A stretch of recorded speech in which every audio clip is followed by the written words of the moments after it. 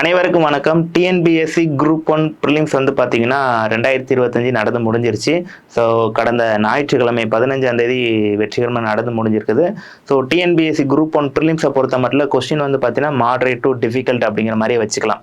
So நிறைய கேள்விகள் எளிமையாக இருந்தாலும் அதில் இருக்கக்கூடிய ஸ்டேட்மெண்ட்டு, அப்புறம் கூற்று காரணம், இந்த மாதிரி கேள்விகள் அதிகமாக இருந்துச்சு. அப்புறம் வந்து பார்த்தீங்கன்னா மேட்ச் த ஃபாலோயிங் இந்த மாதிரி கொஸ்டின்ஸும் நிறையவே இருந்துச்சு. ஸோ இந்த மாதிரி கேள்விகளை உங்களுக்கு ஆன்சர் பண்ணுறதுக்கு நிறைய டைம் எடுத்துருந்துருக்கும். மேக்ஸ்லையுமே வந்து பார்த்தீங்கன்னா உங்களுக்கு வந்து சில கணக்குகள் வந்து டைம் எடுத்து போடுற மாதிரி இருந்துச்சு. ஸோ ஒட்டுமொத்தமாக இது நம்மளை வந்து பார்த்தீங்கன்னா ஒரு எக்ஸ்பெக்டட் கட் ஆஃப் அப்படின்னு சொல்லி தான் சொல்ல முடியும் தவிர, ஸோ இதுதான் வந்து கரெக்டாக இருக்கும் அப்படிங்கிற மாதிரி சொல்ல முடியாது. இந்த மார்க்குக்கு மேலே எடுத்திருந்தீங்கன்னா, இந்த கொஸ்டினுக்கு மேலே போட்டிருந்தீங்கன்னா ஓரளவுக்கு சேஃப் ஜோன் அப்படிங்கிற மாதிரி நம்ம வந்து இதை வந்து ப்ரெடிக்ட் பண்ணிக்கலாம். இது வந்து ஒன்லி ப்ரெடிக்ஷன் தான், டென்டேட்டிவ் தான். ஸோ கட் ஆஃபை பொறுத்த மட்டும் நமக்கு வந்து கொஸ்டின்ஸ் வந்து பார்த்தீங்கன்னா 175 கொஸ்டின்ஸ் வந்து ஜிஎஸ்லையும் 25 கொஸ்டின் வந்து பார்த்தீங்கன்னா மேக்ஸ்லையும் இருந்து கேட்டிருந்தாங்க. Maths and aptitude and mental இருந்து கேட்டிருந்தாங்க. ஸோ இந்த 25 பொறுத்த மட்டும் 20 கொஸ்டின் வந்து எல்லாருமே போட்டுடலாம். ஓரளவுக்கு 20 கொஸ்டின் தாராளம் போடலாம். அதுக்கப்புறம் இருக்கக்கூடிய ஒரு 5 கொஸ்டின், மீதி இருக்கக்கூடிய அந்த 5 கொஸ்டினில் மினிமம் ஒரு 2 கொஸ்டின் நீங்கள் கொஞ்சம் ஸ்பெண்ட் பண்ணிங்கன்னா போட்டலாம். ஸோ அப்படிங்கிறப்ப ஓவராலாக ஒரு 22 கொஸ்டின் நீங்கள் வந்து நல்லாவே போடலாம். மேக்ஸை பொறுத்த மட்டும் 22 கொஸ்டின் நல்லாவே போடலாம்.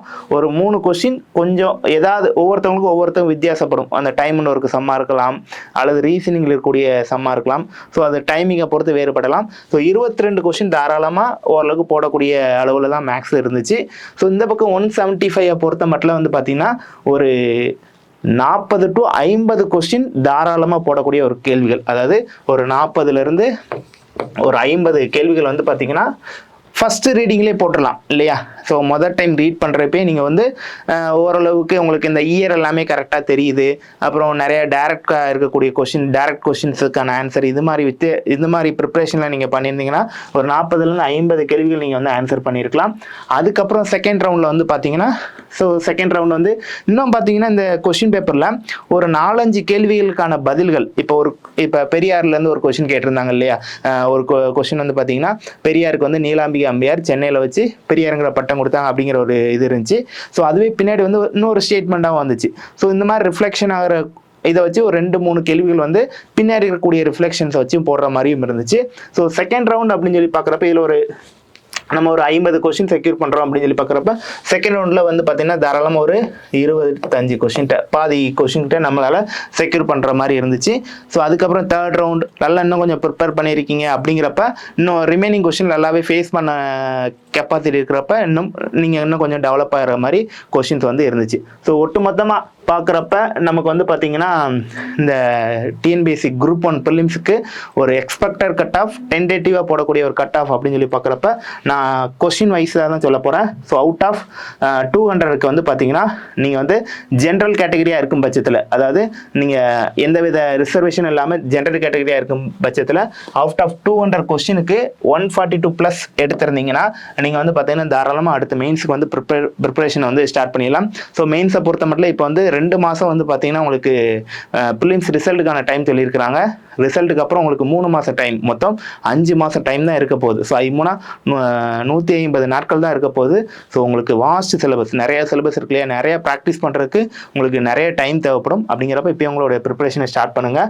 ஸோ அடுத்து வந்து பார்த்தீங்கன்னா இப்போ பிசி கேட்டகரியாக இருக்கும் பட்சத்தில் உங்களுக்கு வந்து பார்த்தீங்கன்னா 139+ இருந்தீங்கன்னா இதுக்கு மேலே இருக்கிறப்ப நீங்கள் வந்து உங்களுடைய மெயின்ஸ் ப்ரிப்பரேஷன் வந்து ஸ்டார்ட் பண்ணிக்கலாம். சப்போஸ் நீங்கள் ஜென்ரல் பிஎஸ்டிஎம்மாக இருந்தீங்கன்னா, ஸோ ஜென்ரல் பிஎஸ்டிஎம் அப்படின்னு சொல்லி பார்க்குறப்ப இதில் வந்து ஒரு 2 கேள்வி குறைச்சிக்கலாம், ஒரு 140 அப்படிங்கிற மாதிரி வச்சுக்கலாம். அதே பிசி பிஎஸ்டிஎம்மாக இருக்கும் பட்சத்தில் நீங்கள் 134+ இருக்கும் பட்சத்தில் நீங்கள் உங்களுடைய மெயின்ஸ் ப்ரிப்பரேஷனை ஸ்டார்ட் பண்ணலாம்.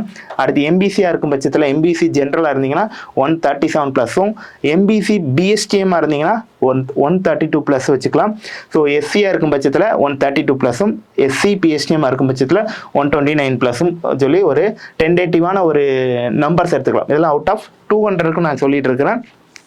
ஸோ நமக்கு வந்து பார்த்தீங்கன்னா இப்போ குரூப் 1A, அதாவது 70 போஸ்ட் குரூப் 1லையும் 2 போஸ்ட் குரூப் 1Aலையும் இருக்குது. ஸோ நம்ம இந்த 70 போஸ்ட்டுக்கு ஓரளவுக்கான ஒரு ப்ரொடெக்ஷனான ஒரு கட் ஆஃப் தான் இது. ஸோ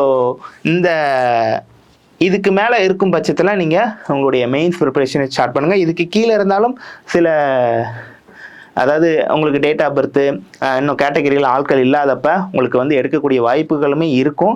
ஸோ இருந்தாலும் இது ஒரு சேஃப் ஸோனாக நம்ம வந்து வச்சுக்கலாம். ஏன்னா நமக்கு வந்து